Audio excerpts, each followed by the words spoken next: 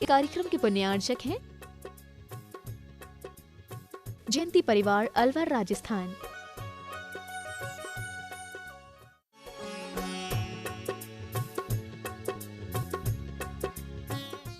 सिद्धार्णं नमो सिद्धार्णं नमो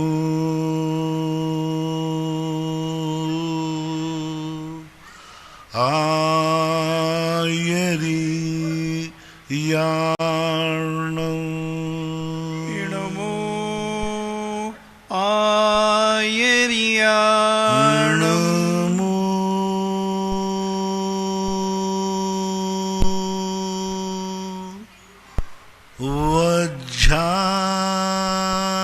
वज्झायार्णं नमो उबज्झायार्णं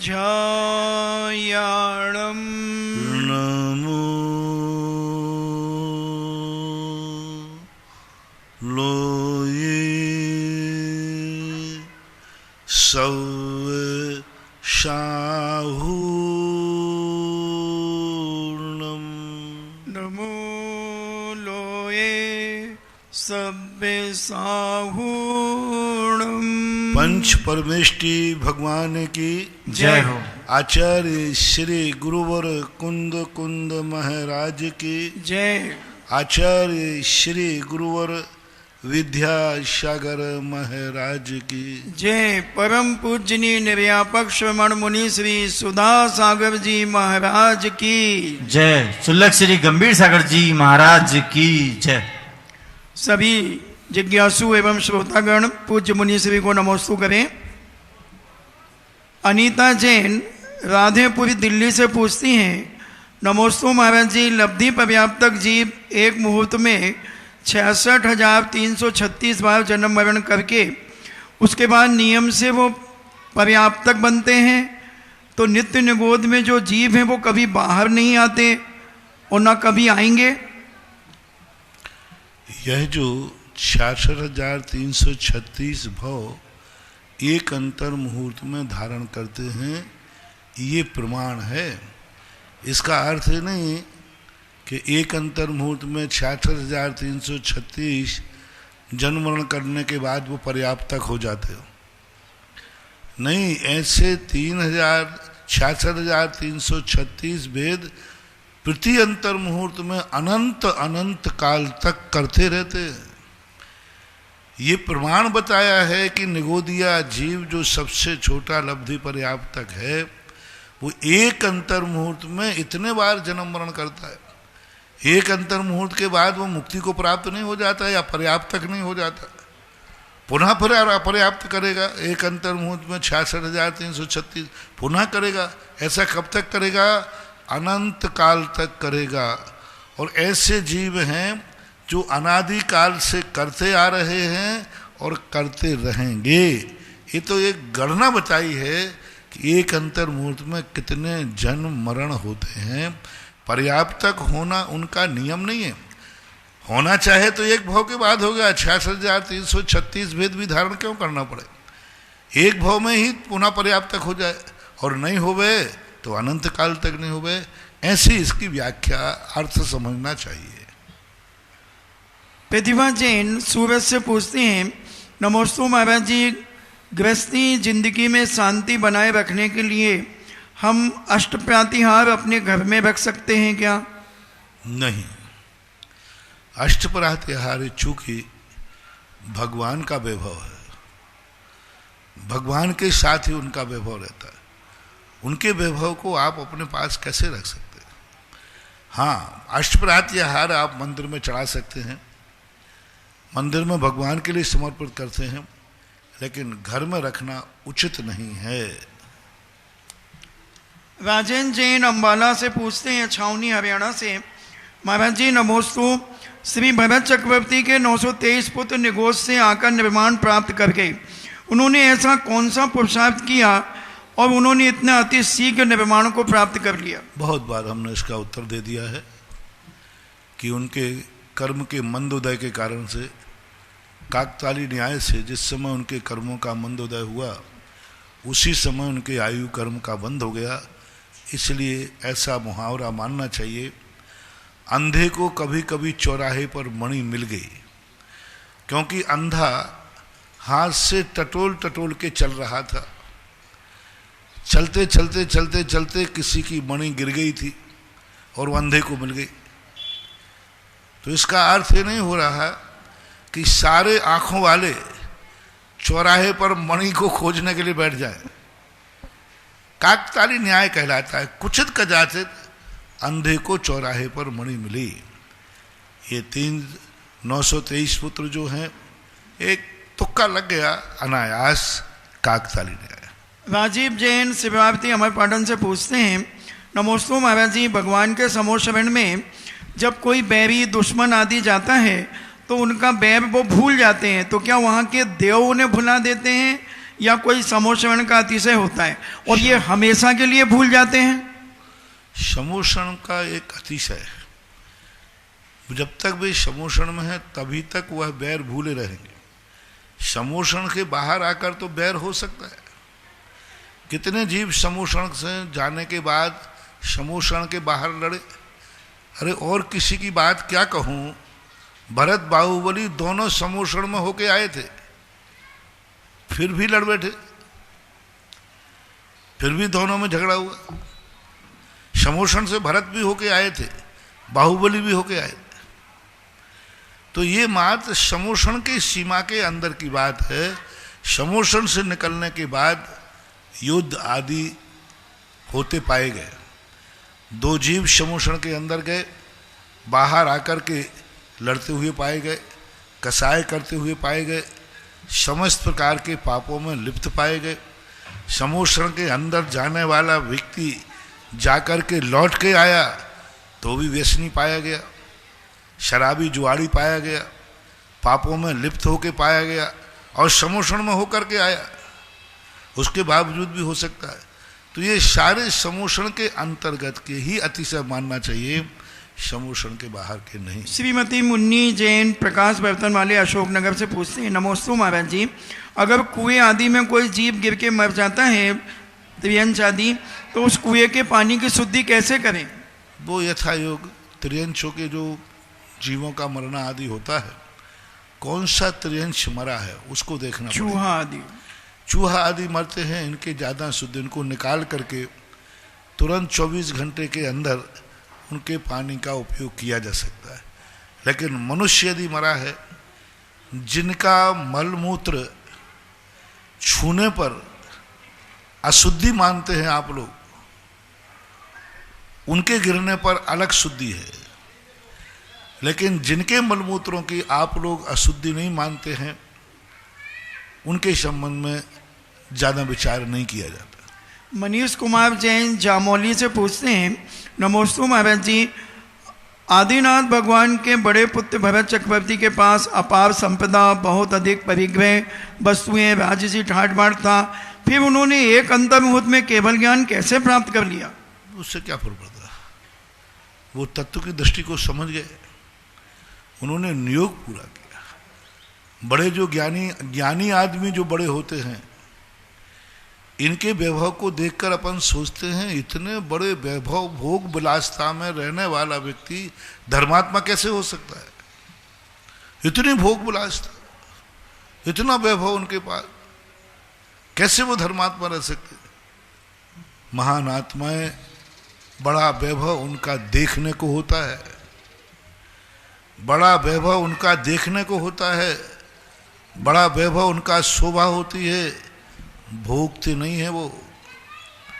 इतना बड़ा वैभव होने के बाद भी भरत चक्रवर्ती अष्टमी चौदस का उपवास करता था, अष्टान का पर्व के उपवास करते थे, 9-9, 10-10 दिन के उपवास करते थे। इतना वैभव होकर के भी वो प्रतिदिन सूर्योदय से पहले उठकर सामायिक करते थे, ध्यान करते थे। इतने बड़े वैभव में होकर के भी उन्होंने कभी भगवान के अभिषेक पूजन के बिना भोजन नहीं किया। तो हमें लगता है ऐसा कि बड़े आदमी, ज्ञानी यदि बड़ा आदमी है तो वो उसका सारा वैभव शोभा मात्र होता है, वो उसकी भोग विलासता में पड़ता नहीं। वो अय्यासी में नहीं पड़ता। मिल रहा है इसलिए मिल रहा है, जल से भिन्न कमल, कादे में हेम अमल वाली बात हो जाती है। नेमीचंद जैन प्राकाश सूरत से पूछते हैं, नमोस्तु महाराज जी, हम धर्म ध्यान, लोग खूब धर्म ध्यान आदि करते हैं, मगर बिजनेस में हमें कुछ गलत भी करना पड़ता है, तो क्या हमारी गति बिगड़ जाएगी? क्या? धर्म ध्यान भी खूब करते हैं, मगर व्यापार आदि में कुछ ऐसी गलतियां भी करना पड़ती हैं, तो क्या हमारी गति अच्छी होगी या बिगड़ जाएगी? देखो, तुम्हारे व्यापार की गलती भी किस क्वालिटी की है, किस सीमा की है, कौन से परिणाम हैं, वो सब देख करके भी किया जाता है। आप इतने अत्याचारी हैं कि सामने वाला मरे तो मर जाए, मिटे तो मिट जाए, तुम्हें अपने स्वार्थ से मतलब है, और तुम इतने हो कि नहीं मुझका भी कुछ नहीं बिगड़े और मुझे भी कमाई हो जाए, तो भाव देखे जाते हैं। एक डॉक्टर ने कहा कि महाराज मेरी क्या गति होगी? मैंने कही तुम इतने निर्दय हो जाओ कि फीस के कारण से मरीज मर रहा है, एक एक मिनट की उसको मुश्किल पड़ी है, और तुम कह रहे पहले फीस लाओ, उसके बाद फीस देने को है नहीं। आप अपनी फीस के कारण, मात्र फीस के कारण से वह व्यक्ति मर गया। अब ऐसे डॉक्टर को कभी दुनिया माफ नहीं करेगी, कर माफ नहीं करेगा। एक फीस के कारण यदि फीस नहीं लेता तो इसकी कोई आजीविका नहीं चली जाती, भूखों नहीं मर जाता, और उसके फीस के कारण से उसका इलाज नहीं किया, पाड़े रहा, मर गया, तो ये गलत है। अब तुम्हारे लिए कमाई करना है तो ऐसे व्यक्ति के जहाँ कोई मतलब नहीं है, कितना भी पैसा दे देवे वो, वहाँ यदि आपने डबल फीस भी ले ली, तो कोई बात नहीं, वहाँ क्या फर्क पड़ने वाला पैसे। तो अभिप्राय के ऊपर आधारित है कि आपकी बेईमानी है, लेकिन वो बेईमानी कितने हद तक है इस पर विचार करना चाहिए। अरविंद कुमार जैन जयपुर से पूछते हैं, नमोस्तु महाराज जी, मेरे परिवार का अनंतों बार नमोस्तु। मेरी जिज्ञासा है कि जब पैर में चोट लगती है तो व्यक्ति संभल जाता है, और यदि मन में चोट लगती है तो आदमी बहक जाता है, इसका समाधान दे। मन की जो चोट होती है उसका संबंध कसाय से होता है, मन का संबंध भावों से होता है, इसलिए वह व्यक्ति उसको अपने जीवन में एक प्रेस्टेज ईगो बना लेता है, इसलिए होती है। शरीर की चोट में ईगो नहीं होता, ऐसा माना। अजय जैन सहारनपुर से पूछते हैं, नमोस्तु महाराज जी, हमारा मकान पूर्व मुख है और ईशान कोण और आग्नेय कोण में क्या हम पीतल के कलश आदि रख सकते हैं? इस संबंध में मैं कुछ विशेष ग्रस्तों के संबंध में व्यक्तिगत व्याख्याएं हम इस संबंध में नहीं बोलते हैं, हमारी मर्यादा है। अनुमेहा आशीष जैन मुंबई से पूछते हैं, नमोस्तु महाराज जी, हर जन्म में मुझे पवित्र वीतराग जैन दर्शन मिले, ऐसा मैं अपने जीवन में क्या पुरुषार्थ करूं? हम बहुत बार प्रश्नों बताते हैं कि जिस दर्शन से तुम प्रभावित हो उस दर्शन के प्रति कुछ अपना बलिदान दिखाओ। जैसे सबसे बड़ा एक नियम लिया कि मैं बिना दर्शन के भोजन पानी नहीं करूंगा, जिस दिन नहीं करूंगा उस दिन भोजन नहीं करूंगा, तो यही काफी है नियम, रजिस्ट्रेशन करा लिया आपने। और आप जब मरणासन में स्थिति में यदि कोई कहे तो उस समय आपने कामना की कि भगवान मुझे कुछ और मिले या नहीं मिले, ऐसा कुल मिले जहाँ जिनेन्द्र देव का अभिषेक पूजन करने की पाबंदी नहीं हो। तो ये अपने समर्पण की बातें होती हैं भवांतर को प्राप्त करने के लिए। नेमीचंद जी प्रागा, पंचम काल में महाराज जी तीर्थंकर प्रकृति का बंध हो सकता है क्या? नहीं, आगम के अनुसार कोई उदाहरण देखने में नहीं मिलता, लेकिन हम सिद्धांत ग्रंथों को पढ़ते हैं तो उसमें कोई बाधा प्राप्त नहीं हो रही, क्योंकि तीर्थंकर प्रकृति का बंध केवली भगवान के चरण पाद मूल में होता है। और चरण पाद मूल सुत केवली, 5 सुत केवली यहाँ हुए, 3 केवल ज्ञानी भी हुए, जम्मू स्वामी, सुधर्म स्वामी, गौतम स्वामी, ये सब पंचम काल में मोक्ष गए। गौतम स्वामी का निर्माण पंचम काल में हुआ, केवल ज्ञान चौथे काल में हुआ। सुधर्म स्वामी, जम्मू स्वामी, श्रीधर केवली, इन्होंने केवल ज्ञान प्राप्त करके वर्षों तक विहार किया, वर्षों तक उन्होंने उपदेश दिए। और पंचम काल के जीव जन्म कर 8 वर्ष से तो ज्यादा उपदेश हुआ ही है, कम से कम 8 वर्ष के बाद तीर्थंकर प्रकृति का बंध हो सकता है। तो इनका तो कम से कम केवलियों का काल जो है 100 साल से भी ऊपर रहा। यानी पंचम काल का जीव जन्म करके तीर्थंकर प्रकृति के बंध के योग्य हो गया, और केवली भगवान यहाँ पृथ्वी पर मौजूद हैं, शुद्ध केवली और केवली, तो उनके पाद मूल में होने में कोई बाधा नहीं है, एक बात। दूसरी बात, तीर्थंकर प्रकृति के लिए संघनन की कोई विशेष चर्चा नहीं की, इसलिए हो सकता है। तीसरी बात यह है कि केवली भगवान की वाणी में, जिनेन्द्र भगवान की वाणी में कहीं ये नहीं आया पंचम काल का कोई जीव तीर्थंकर प्रकृति को बंद करेगा। ऐसा वाई रेफरेंस, उदाहरण न मिलने से हम कह नहीं सकते।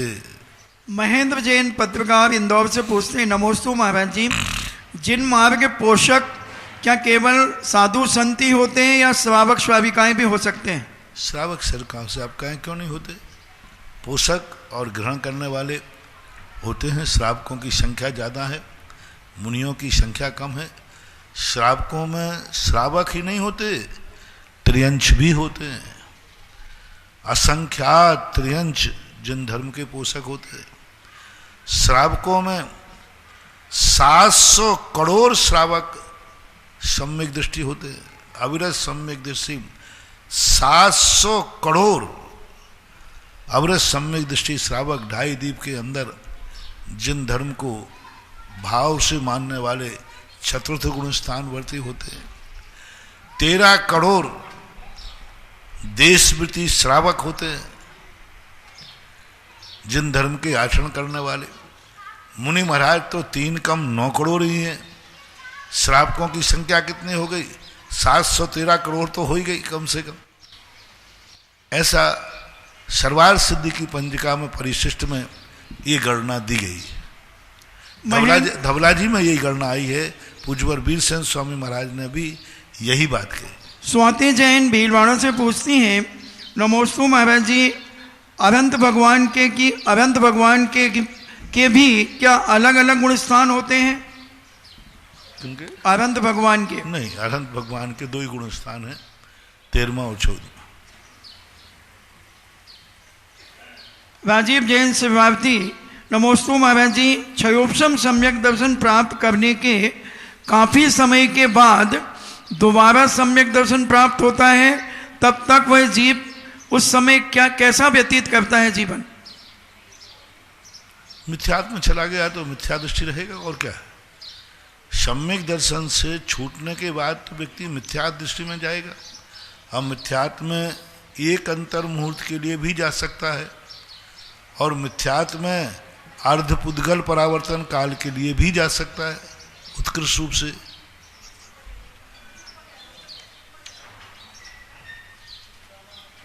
वर्षा जैन बेगमगंज से पूछती, नमोस्तु महाराज जी, मैं रोज जल्दी मंदिर जाती हूँ, तो एक अंकल मुझे कहते हैं क्यों जल्दी भूख लगी इसलिए मंदिर जल्दी जा रहे हो, तो मैं मौन हो जाती हूँ। प्रतिदिन ऐसा कहते हैं, तो मैं क्या करूँ? मैं मंदिर जाते हूँ तो एक अंकल छेड़ते हैं उनको कि तुम भूख जल्दी लगी इसलिए जल्दी मंदिर जा रही हो। तो उनसे कहना कम से कम मंदिर जाके ही तो खा रही हूँ। कम से कम भूख लगती है तो ठीक है, कम से कम मंदिर जाके ही तो खाती हूँ। राक्षस नहीं तो नहीं हो कि बिना मंदिर ही खा जाऊं। श्रीमती चंदा जैन आष्टा, नमोस्तु महाराज जी, आगम में धन धान्य आदि परिग्रह को ग्रंथि कहा है, एवं समस्त अंतरंग बहिरंग परिग्रह से जो रहित होते हैं उन्हें निर्ग्रंथ साधु कहते हैं। अंतर्मुहूर्त के उपरांत जिन्हें केवल ज्ञान प्राप्त होने वाला है उन्हें भी निर्ग्रंथ कहा गया है। वर्तमान में महाव्रतों को पूर्ण निष्ठा से निर्वाहन करने वाले मुनिराजों को भी निर्ग्रंथ कह सकते हैं क्या? निर्ग्रंथ की दो व्याख्या है, एक सैद्धांतिक व्याख्या, और एक बाह्य व्याख्या। निर्ग्रंथ एक रूढ़ अर्थ में आया है, और एक निर्ग्रंथ का अर्थ होता है वर्तमान में वस्त्रों से रहित, परिग्रह से रहित, और परिग्रह से जो रहित होता है वह निर्ग्रंथ कहलाता है। ये सामान्य व्यवहार में आता। अन्न को जहाँ तक धन धान को परिग्रह में लिया है तो साधु आहार ग्रहण करता है, लेकिन उसके प्रति ममत्व भाव, स्वामित्व भाव न होने से वो अन्न परिग्रह में नहीं आएगा।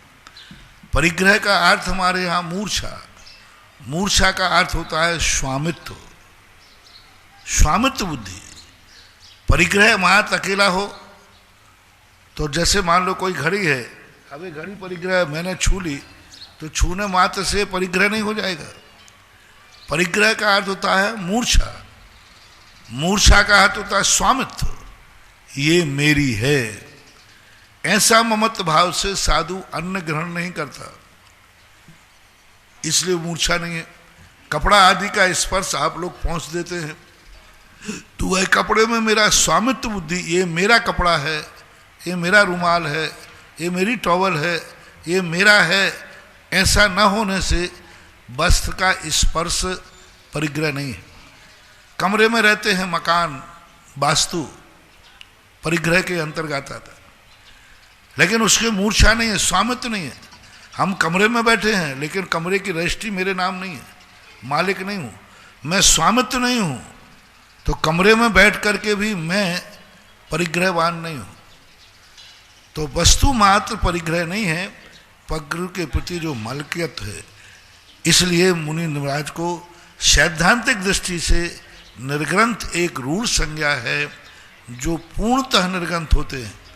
11वें गुणस्थान वर्ती, 12वें गुणस्थान वर्ती, जहाँ बाह्य प्रकार के 10 और 14 प्रकार के अभ्यंतर परिग्रहों से रहित हो जाते हैं, उनको निर्ग्रंथ कहते हैं। ऐसा पूज्यवर पूज्य उमा स्वामी महाराज ने त्रितत्वार सूत्र के अंदर कहा, पुलाक बकुश कुशील निर्ग्रंथ स्नात कहा, यानी निर्ग्रंथ को 11वें गुण स्थान वर्ती बार में कहा, और सामान्य निर्ग्रंथ को सामान्य कहा।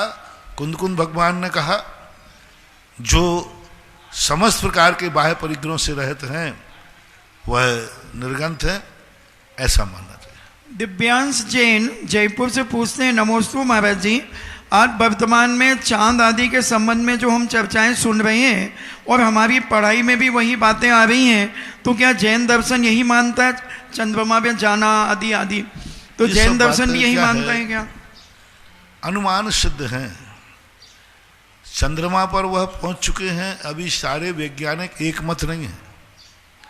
चंद्रमा की जो पोजीशन वो बता रहे हैं वो घटित ही नहीं होती, इसलिए अभी ये सब यंत्रों की बातें हैं, खोजने की बातें हैं। चंद्रमा पर अभी पहुंचे हैं, विज्ञान ही सारे एक मत होकर के नहीं बता रहे हैं कि ये वस्तु स्थिति क्या है। श्रीमती माधवी जैन बनगांव दमोह से पूछती हैं, नमोस्तु महाराज जी, एक बार आपने अपने प्रवचन में कहा था कि हमें किसी भी परिस्थिति में अपने भगवान तथा अपने परिवार की कसम आदि नहीं खाना चाहिए, मगर जब किसी बात विवाद हो जाता है तो बोलने में लगते हैं अपने भगवान परिवार की कसम खाओ, और अगर हम नहीं खाते तो हम झूठे सिद्ध हो जाते हैं। तो इसमें हमें क्या करना? सामने वाला खिला रहा है तब बात लगे, तुम तो खा रहे हो। खिलाना और चढ़ाने में अंतर है। सामने वाला तो भगवान की कसम ही चढ़ाएगा, तुम्हारे बेटे के माँ बाप की कसम ही चढ़ाएगा, सौगंध चढ़ाएगा, क्योंकि वो तो तुम्हारे इष्ट की सौगंध चढ़ाएगा। जब तुम्हें खाना पड़े, तो मैंने कहा था, तो तुम्हें खाना पड़े तो इष्ट की सौगंध मत खाओ, ये खाओ ना कि मैंने ऐसा किया हो तो नरकों में पड़ूं, मैंने ऐसा किया हो तो कीड़े पड़े, मैंने ऐसा किया हो तो मैं गूंगा बनूं, मैंने ऐसा देखा हो तो मैं अंधा बनूं। निकृष्ट कसम खाओ। भगवान की कसम, आराध्य की कसम स्वयं नहीं खाई जाती, लेकिन सामने वाला तो चढ़ाएगा तो चढ़ाएगा, वो बात अलग है, स्वयं को नहीं खाना चाहिए। अनीता जैन दिल्ली से पूछती, नमोस्तु महाराज जी, यदि सामने वाला कह रहा है तुम भगवान की सौगंध खाओगे तो विश्वास करो, तो हम खाएंगे क्योंकि वो कहलवा रहा है। लेकिन हम अपनी तरफ से कहें कि मैं भगवान की सौगंध खा के कहता हूं मैंने ऐसा नहीं किया, नहीं, वो गलत हो जाएगा। अनीता जैन दिल्ली से पूछती, नमोस्तु महाराज जी, जब हम आंख बंद करके बैठते हैं तो हमें ये 5 प्रकार के कलर दिखते हैं, तो इनका क्या महत्व है? ये तुम्हारी आंखों की पलकों के कलर है। अपन आंख बंद करते हैं ना तो अपनी आंख के पलक में गैप बस जाता है, तो वो आंखों के जो पलक का गैप होता है अपने दोनों आंखों के बीच में, वो कलर दिखते हैं। थोड़ा सा ऐसा मीच लो तो कलर बंद हो जाते हैं, नहीं दिखेंगे। डॉक्टर मगन जैन आष्टा से पूछते हैं, नमोस्तु महाराज जी, तत्वाव सूत्र में विरति और व्रत इनका उल्लेख आता है, तो इनका क्या आशय है? विरति और व्रत का क्या आशय है? विरति, हाँ, व्रति शब्द का अर्थ होता है निवृत्त होना, और व्रत शब्द का अर्थ होता है स्वीकार करना, ग्रहण करना। ऐसा आशा हर्षोभा कोटा महावीर नगर से पूछती, नमोस्तु महाराज जी, आपने जो श्री बिजोलिया जी तेज हित पर पारसनाथ भगवान के विधान में जो मंत्र दिया है, उस मंत्र का जाप हम घर में कर सकते हैं क्या? कर सकते। व्यति श्राविका औरंगाबाद उज्ज्वला जैन, नमोस्तु महाराज जी, सामायिक 2 घड़ी काल में दिग्वंदना काल भी समाहित होता है या उसको छोड़ करके दिग्वंदना आदि करना चाहिए? अब शामिल कर लेते हैं, जल्दी है तो कर लेना शामिल, लेकिन बचा सको तो अच्छा है। जितनी सामायिक अधिक हो जाए उतना ही अच्छा है, श्रेष्ठ है। अब कोई मजबूरी है, कहीं जाना है, जल्दी है, तो शामिल भी कर लेते हो तो चल जाए। नवीन कुमार जैन 12 से पूछते हैं, नमोस्तु महाराज जी, बचपन से ही सफेद दाग हो या जन्म के बाद हो गया हो तो अभिषेक शांति धारा कर सकते हैं? सफेद दाग हो गया है। अब इसके संबंध में अलग अलग सामाजिक व्यवस्थाएं हैं। कई स्थानों पर सामाजिक व्यवस्थाओं को इसको डॉक्टर लोग संक्रमण की बीमारी नहीं मानते, छुआछूत की बीमारी नहीं है, ये कुष्ठ के अंतर्गत नहीं आता। डॉक्टरों का कहना है ये कुष्ठ रोग नहीं है, कुष्ठ रोग सदा संक्रमित होता है, दूसरे को लग जाता है। और ये जो सफ़ेद दाग होना ये स्क्रीन का परिवर्तन है, वहाँ कुछ तत्व खत्म हो जाने से, कुछ विटामिन कोई तत्व खत्म हो जाता है, इससे स्किन वाइट हो जाती है। तो इसलिए इसके लिए छुआछूत की बीमारी ना मानने से कई स्थानों पर लोग अभिषेक करते हैं। लेकिन आहार के समय जरूर कुष्ठ के नाम से मना नहीं किया, कुष्ठ का अलग गया, स्पष्ट गया। वाइट स्पॉट यदि हैं स्किन परिवर्तन के तो आहार के लिए तो निषिद्ध किया है, बाकी वैसे नहीं। कई बार छोटे छोटे वाइट स्पॉट आ जाते, छोटे वे नहीं बढ़ते हैं, छोटा सा स्पॉट हो गया, बन गया, बढ़ गया, तो ये नहीं कहलाते, ये कई प्रकार की बीमारियों में आते। एक सेउआ करके होता है, वो भी कई बार सफ़ेद सफ़ेद स्थान हो जाते हैं, कुछ दिन के बाद वो मिट जाते हैं और वहीं रुक जाते हैं, तो उसमें नहीं माना, भीवस से नहीं लगना चाहिए, बस सीधी बात। तो आहारचर्या के संबंध में थोड़ा परहेज है, बाकी के लिए जहाँ सामाजिक जैसी व्यवस्थाएं हों वैसा कर लेना चाहिए, हट नहीं करना चाहिए। यदि वहाँ सामाजिक व्यवस्थाएं हैं कि नहीं करना तो आप हाथ जोड़ लीजिए। अनुशासन जो वहाँ का है, अनुशासन मानने में पुण्य ज़्यादा है, और अनुशासन तोड़ करके दादागिरी से करने में पुण्य किंचित मात्र भी नहीं। यदि वहाँ मंदिर में ऐसी व्यवस्था बना ली गई, समाज ने पंचों ने बैठ कर कि यहाँ नहीं करेंगे, तो आप जिद ना करें, आप नहीं करें। कई लोग बहुत बहुत बुरी तरह पेश आते। मंदिरों में कमेटियों की जो व्यवस्थाएं होती हैं उन व्यवस्थाओं पर कभी हस्तक्षेप नहीं करना, झगड़ा नहीं करना, वहाँ पर विवाद नहीं करना। ठीक साहब, आपकी जो व्यवस्थाएं हैं, कमेटी एक व्यक्ति की नहीं होती। यदि कमेटी में कोई प्रस्ताव पास है तो है, उस मंदिर का नियम है, उस कमेटी का नियम है, हमें उसका फॉलो करने में ही पुण्यबंध है। कई लोग इतने झगड़ा करते तीर्थ क्षेत्रों पे, और किन से झगड़ा करते हैं? अब वहाँ पर पुजारी हैं, अब पुजारी से झगड़ा कर रहा है, पुजारी क्या करे? उसको तो कमेटी ने जो आदेश दिया वो पालन करे। वेतन तुम दे रहे हो कि कमेटी दे रही है? तो कमेटी जो आदेश देगा, आप पुजारियों से लड़ते, पुजारियों से झगड़ा करते, पुजारियों से मारपीट करते, ये बहुत गलत है। पुजारी आज्ञा का पालन कर रहा है कमेटी की, कमेटी ने जो नियम बनाए वो फॉलो कर रहा है। आपको कोई बात करना है तो कमेटी में जाइए, और कमेटी जाएगी, प्रस्ताव पास करेगी। तो इन अभिषेक पूजन की क्रियाओं में क्लेश ना हो पाए, झगड़े टंटे ना करें। इतने राग द्वेष कर लेते, इतने राग द्वेष कर लेते हैं, और पूरे जितने लोग बैठे उन सब की शांति भंग कर देते हैं। ऐसे लोगों को निधत्त निकाचित कर्मों का बंध होता है। ऐसा कर्म का बंध होता है कि वे लोग मंदिर में जाने लायक भी नहीं रहते। जो भगवान के अभिषेक के समय मंदिरों में किसी भी कारण से राग द्वेष करते, सबकी शांति भंग करते हैं, उनको ऐसे कर्म के बंध होते हैं कि उसी भाव में ही वो ऐसी दशा में पहुंच जाएंगे कि मंदिर में जाने लायक नहीं रहेंगे। और कर्म मरने के बाद ऐसे कुल में जन्म देगा जिससे तू मंदिर ही नहीं जा सकेगा, क्योंकि तू मंदिर में जाकर के कलह की थी। कभी भी भूल करके अभिषेक नहीं मिले मत करो, पूजा नहीं मिले मत करो, क्लेश मत करो। नहीं करने में इतना बड़ा दोष नहीं है जितना कि क्लेश करने में। ठीक साहब, आपके यहाँ की जो व्यवस्था है हम उस व्यवस्था के अनुसार करने को तैयार। व्यवस्थाओं में परिवर्तन करना है तो फिर सीधा एप्लीकेशन लगाओ, बहस होगी, वकील बैठेंगे, कमेटी बैठेगी, कमेटी निर्णय करेगी। तुम कौन होते हो दादागिरी करने वाले, नियम को परिवर्तित करने वाले? कमेटी काहे के लिए बनती है? आप कमेटी तक अपनी बात भेज सकते हो, मानना और नहीं मानना ये कमेटी के प्रस्ताव के ऊपर आधारित है। इसलिए इन संबंध में हमेशा वहाँ पूछ लेना, भैया आपके यहाँ मुझे अभिषेक करने में कोई बाधा तो नहीं? उन्होंने कहा नहीं साहब करिए, कर लीजिए। उन्होंने कहा नहीं साहब नहीं कर सकते, ठीक, बहुत अच्छे, हमें गंधोदक दे दीजिए। ऐसे सरल बनो। परम पूज्य गुरुदेव निर्यापक श्रमण मुनि पुंगव श्री सुधा सागर जी महाराज जी के श्री चरणों में ऑनलाइन जिज्ञासा के पश्चात सभा में उपस्थित श्रावक श्राविकाओं के द्वारा यहाँ पर प्रश्न रखे जाएंगे। पूज्य गुरुदेव के श्री चरणों में बारंबार नमोस्तु करता हुआ मैं अपनी जिज्ञासा पूज्य गुरुदेव के श्री चरणों में रखता हूँ।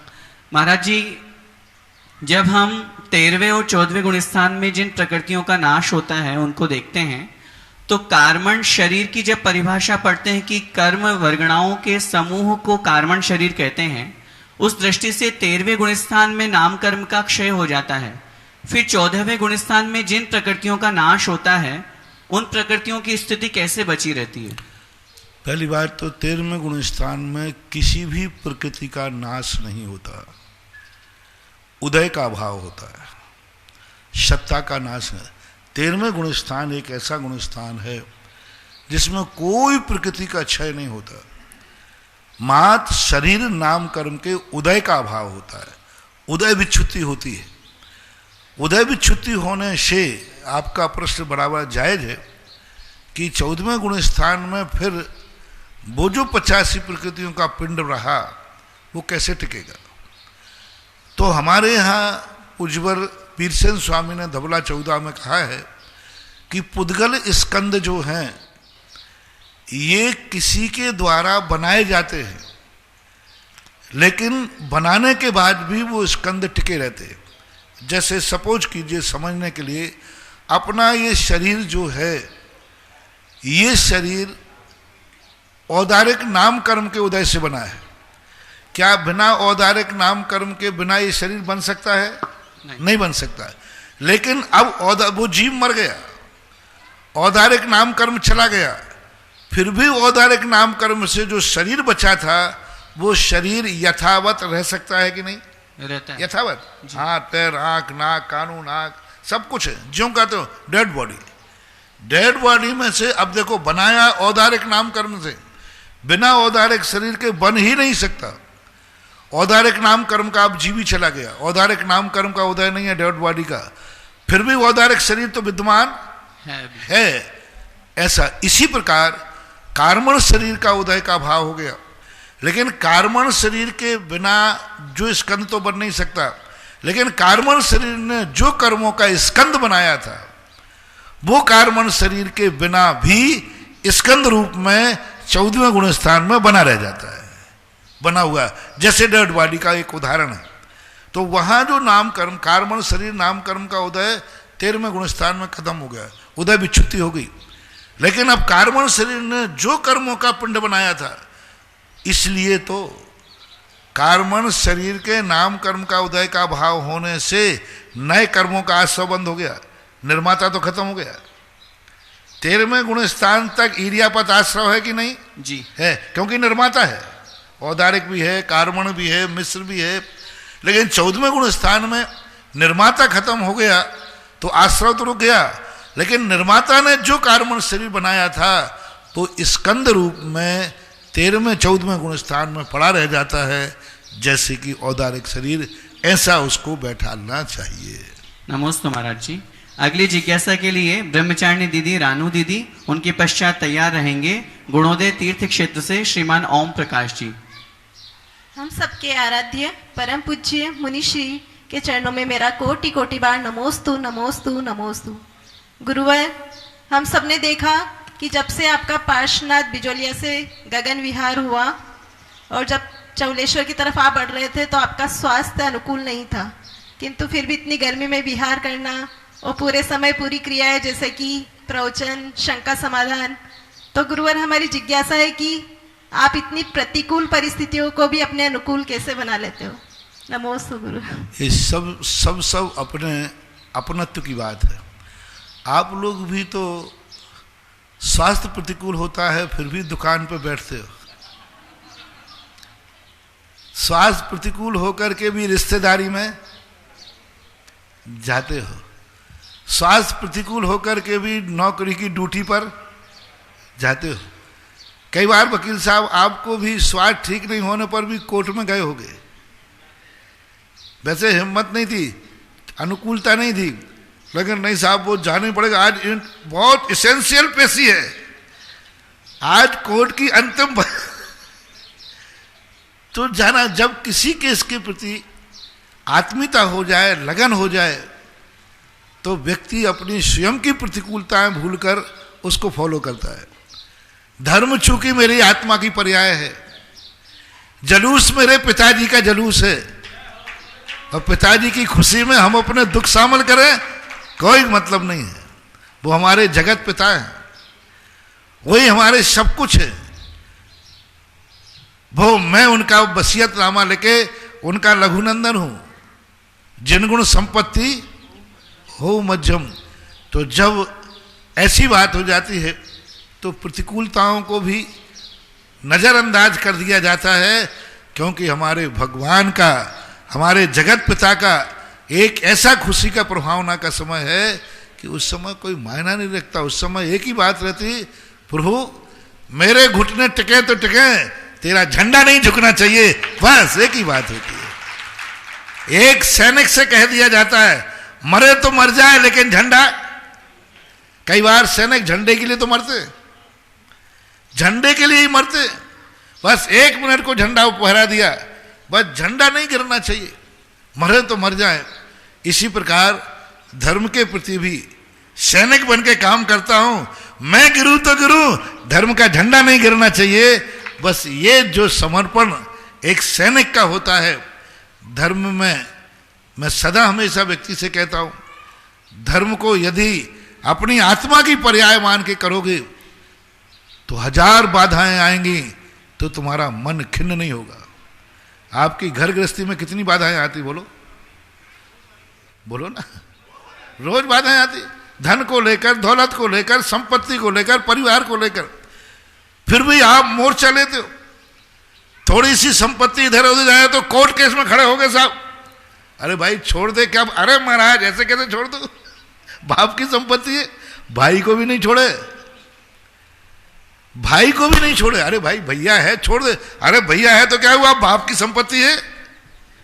तो जब क्या हो गया, आत्मीयता, लगन, इसलिए धर्म को हमेशा अपना मान के करना चाहिए।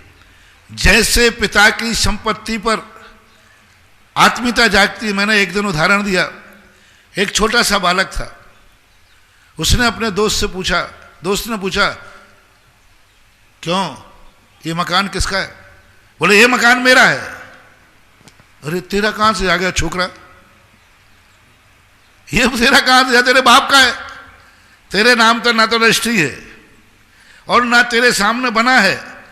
तेरा जन्म हुआ था उसके पहले ही दादाजी बना के गए थे। फिर भी उस बालक ने दोस्त को क्या कहा, ये मकान मेरे पापा का है कि मेरा है? बोलो भाई, सब लोग बोलो। ये क्यों नहीं कहा मेरे पापा का है? और पापा सुन रहा है। पापा ने कहा ए छोकरे क्या बोल रहा है? पापा भी सुन रहा है और वो भी निडर हो रहा है, ये मकान मेरा है और ना उसने बनाया है ना उसके नाम रजिस्ट्री है। क्या यह उसका बोलना क्या बता रहा है कि पिता के मकान के प्रति उसने इतना ममत्व हो गया कि वो पिता के बने हुए मकान को कहता है ये मेरा मकान है। बस ऐसा ही धर्म क्षेत्र में होना चाहिए, ऐसी ही आत्मीयता होना चाहिए। ये कार्यक्रम किसका है? मेरा है। ये भगवान किसके हैं? मेरे हैं। ये धर्म किसका है? मेरा है। और जब मेरा है आत्मा की पर्याय बन जाएगी तो नाना प्रकार के विघ्न और परेशानी आएंगे, तुम उसको डट करके मुकाबला करके आगे बढ़ोगे। आत्मा की पर्याय बनना चाहिए। तो बस मैं तो आपको देखा, मेरा कौन सा तीर्थ क्षेत्र है और मेरे बराबर किसी के तीर्थ क्षेत्र हैं क्या? और एक भी तीर्थ क्षेत्र नहीं है। कोई नहीं कह सकता महाराज का ये तीर्थ क्षेत्र। जिस क्षेत्र में जाता हूं वही मेरा है और मैं उसका हूं और उसके इतने आत्मीयता के साथ कार्य करता हूं कि पूछो नहीं।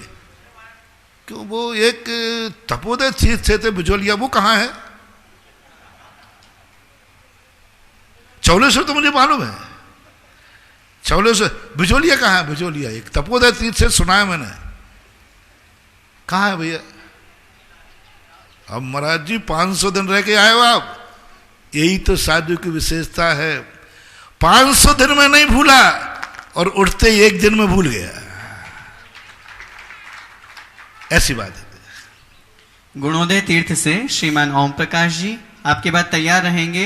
रितु मनीष जी पहाड़िया कलकत्ता। गुरुदेव के चरणों में गुणोदय क्षेत्र के सभी जीवों की तरफ से कोटि कोटि नमोस्तु नमोस्तु नमोस्तु।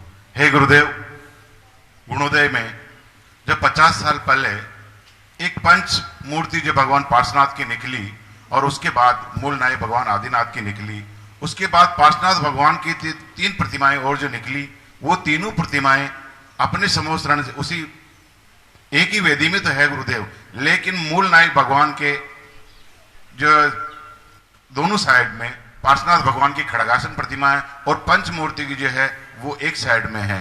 तो भगवान आप ये उसको किस प्रकार से, क्या इस प्रकार से उसमें किसी प्रकार की कोई दिक्कत नहीं है? समूषण क्या होता है? जैसे आप लोग मंदिरों में समूषण रख देते, ऐसे उस समय के लोगों ने समूषण की व्यवस्था रख दी। जो आया मूर्ति रख दी, जो आया विराजमान कर दी। अपन को तो अब जो समूषण मिला है उसको किसी प्रकार के जैसा है वैसा ही एडजस्ट करना पड़ता है।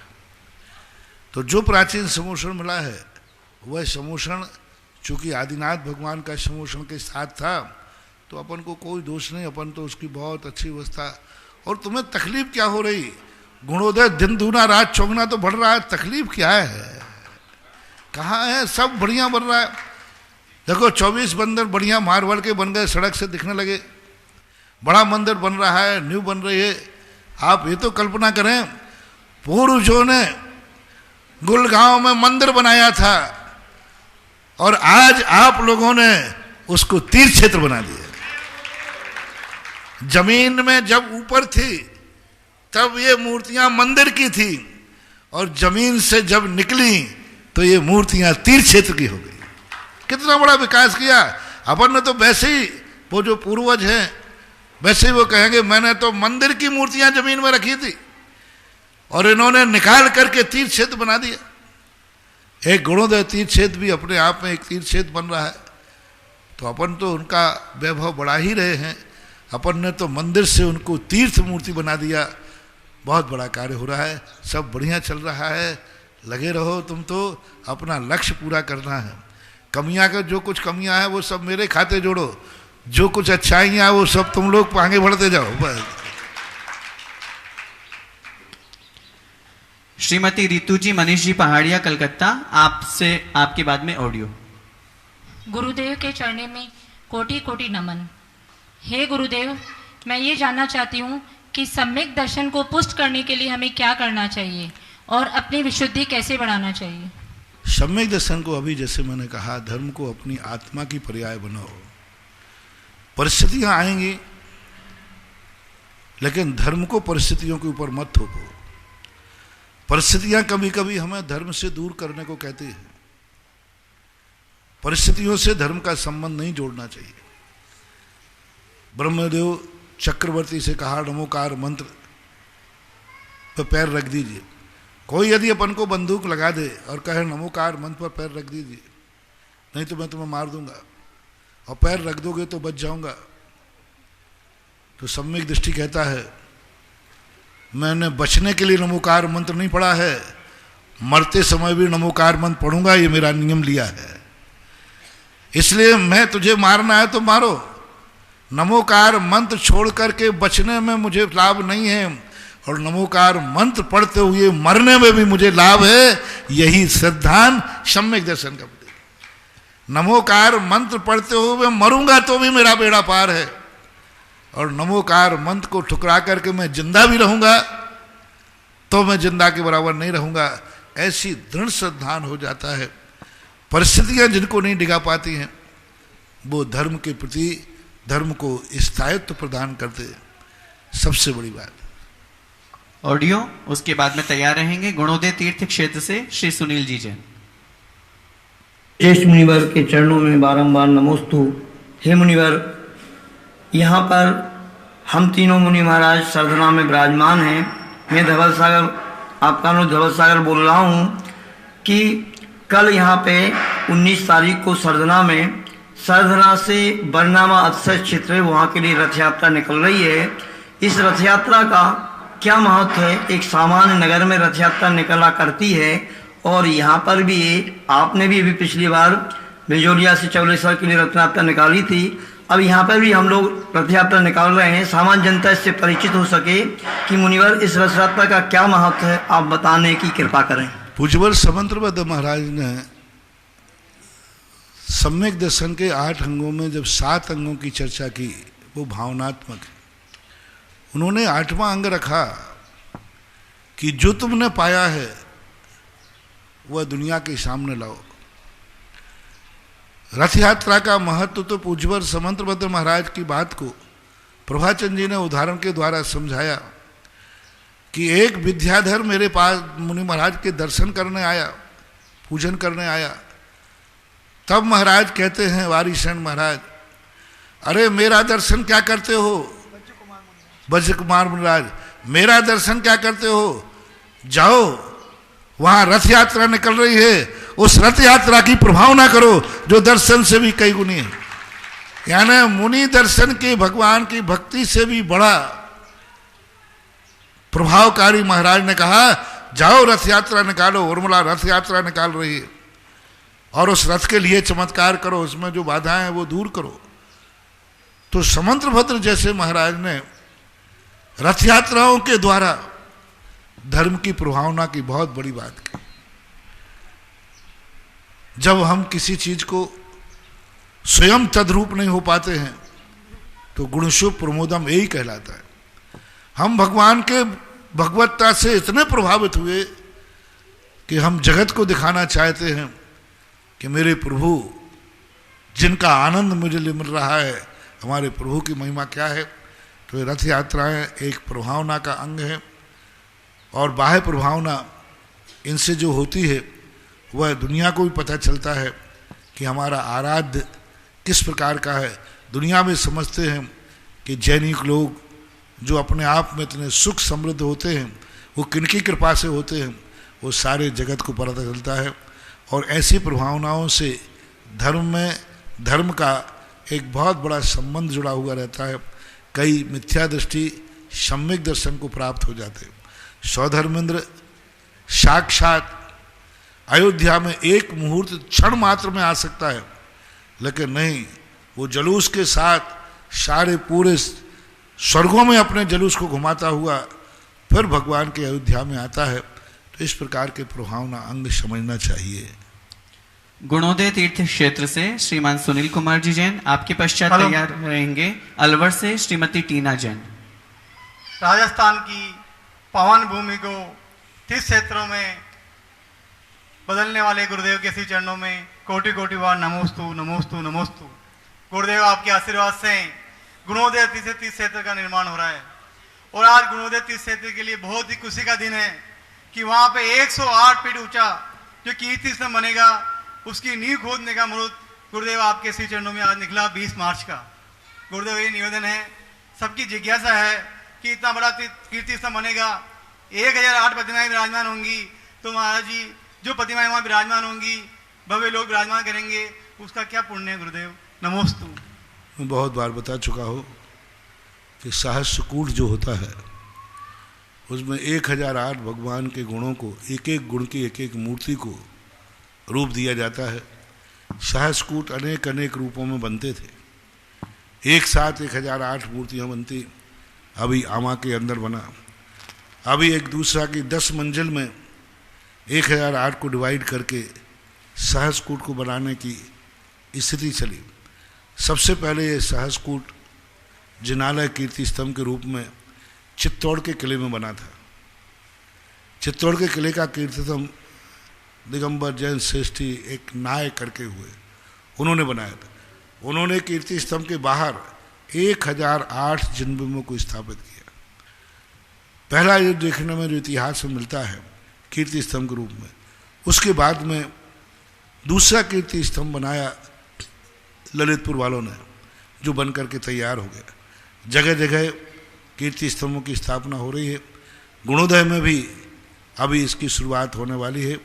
तो भगवान के जिनबिंब, भगवान के गुणों को लेकर के उनके जिनबिंबों की स्थापना की जाती है।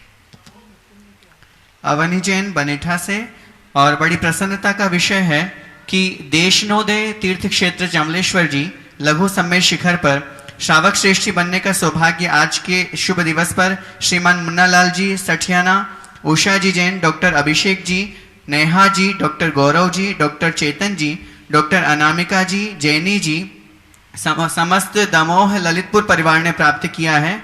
साथ में ही 20 मार्च को जिन्होंने श्रावक श्रेष्ठी, परसों के दिन श्रावक श्रेष्ठी बनने का सौभाग्य प्राप्त किया है, मात्र 51,000 रुपए की राशि के माध्यम से श्रीमती उमा जी, अंकुर जी, शिवानी जी, तरुण कुमार जी, राशि जी, केनिशा, आशिका, अनेशा, दिल्ली परिवार ने। साथ में ही एक बार जोरदार करतल ध्वनि से उनकी हम अनुमोदना करते हैं। और यहाँ पर उपस्थित सभी महानुभावों से मेरा निवेदन, और साथ में ही जो ऑनलाइन जिज्ञासा समाधान सुन रहे हैं, एक ऐसा तीर्थ क्षेत्र जिसकी महिमा, जिसका गुणगान पूज्य गुरुदेव के मुखारविंद से हम सुन रहे हैं, और जब से तपोदय तीर्थ क्षेत्र से एक बहुत सुंदर रथ यात्रा, जो ऐसा हमें प्रतीत होता है कि जैसे चतुर्थ काल में भगवान पार्श्वनाथ साक्षात गगन विहार करके यहाँ पर पधारे थे और यहाँ उनकी दिव्य देशना हुई थी। आपका उपदेश सुनकर के महाराज जी ऐसा लग रहा है कि ठीक ऐसे ही पार्श्वनाथ भगवान यहाँ पर बैठ करके उपदेश देते होंगे जैसे आप यहाँ उपदेश दे रहे हैं। इसीलिए महाराज जी ने इस क्षेत्र का नाम देशनोदय तीर्थ क्षेत्र रखा। तो इसलिए मेरा आप सभी लोगों से निवेदन है, आप इस क्षेत्र के तीर्थ रक्षक बनकर के, आप इस क्षेत्र के श्रावक श्रेष्ठी बनकर के और बहुत अधिक पुण्य का अर्जन कर सकते हैं। अति प्राचीन जिन प्रतिमा भगवान पार्श्वनाथ स्वामी की, जिन पर प्रतिदिन पूज्य गुरुदेव के मुखारविंद से अभिषेक शांति धारा का मंत्रोच्चारण किया जाता है, वो भी आप ऑनलाइन यहाँ पर करवा सकते हैं और अपने परिवार में सुख और शांति की समृद्धि कर सकते हैं। इसलिए ऑनलाइन जो सुन रहे हैं उनसे भी मेरा निवेदन है, जिज्ञासा के लिए अवनी जैन बनेठा, आपके पश्चात तैयार रहेंगे रूपचंद जी जैन कोटाज। गुरुवर के चरणों में त्रैबार नमोस्तु नमोस्तु नमोस्तु। श्रीमान रतनलाल जी बनेठा वाले सपरिवार की तरफ से नमोस्तु नमोस्तु नमोस्तु। महाराज जी, ये अलवर से मेरा छोटा भाई ये रोज़ डेली मंदिर जाता है, दर्शन करता है, लेकिन वहाँ पर सिर्फ आचार्य श्री के ही दर्शन करता है और वहाँ से तस्वीर लेकर आता है घर पर और आपके प्रवचन सुनता है रोज़ डेली। लेकिन हम जो भी बोलते हैं उसका कोई रिएक्शन नहीं होता, ये कुछ भी बोलता नहीं है और हमारी बात भी नहीं सुनता। लेकिन आपके प्रवचन सुनते ही ये बिल्कुल अलर्ट हो जाता है और रिएक्ट करने लगता है, हंसने लगता है और नमोस्तु करता है। महाराज जी, ऐसा क्या रीज़न है जो ये सिर्फ आप ही से प्रभावित होता है? ये संस्कारों की बात होती है। धर्म से संस्कारित होनहार भव्य जीव होता है, लेकिन कभी कभी मस्तिष्क की जो बाह्य तंतु होते हैं वो विकसित न होने के कारण से वह इस प्रकार की स्थिति बनता है। हमारे शास्त्रों में भी ऐसा उल्लेख मिलता है। भरत चक्रवर्ती के 923 पुत्र थे, वो किसी से बोलते ही नहीं थे। तो भरत चक्रवर्ती ने समूषण में प्रश्न कहा कि भगवान, हमारे 923 पुत्र किसी से बोलते ही नहीं है। तो उन्होंने कहा, नहीं, बोलते तो हैं, वो तुम लोगों से नहीं बोलते, क्योंकि तुम लोगों से उनका कोई संबंध नहीं है। तो बोलते हैं? बोले हाँ बोलते हैं। तो समूषण में ले गए तो 923 पुत्र बस एक ही शब्द बोले, अंतिम, फर्स्ट एंड लास्ट, दीक्षाम देहि। सब स्तब्ध रह गए कि जो पुत्र जन्म से ही एक अक्षर नहीं बोले और फिर उसके बाद भी नहीं बोले, बोले तो ऐसा वाक्य बोले, दीक्षाम देहि। तो ये संस्कार होते हैं कि धर्म का संस्कार तो पड़ जाता है, लेकिन कोई और दूसरे संस्कारों के अभाव में कभी कभी मस्तिष्क के तंतु विकसित ना होने से ऐसी स्थिति बन जाती है।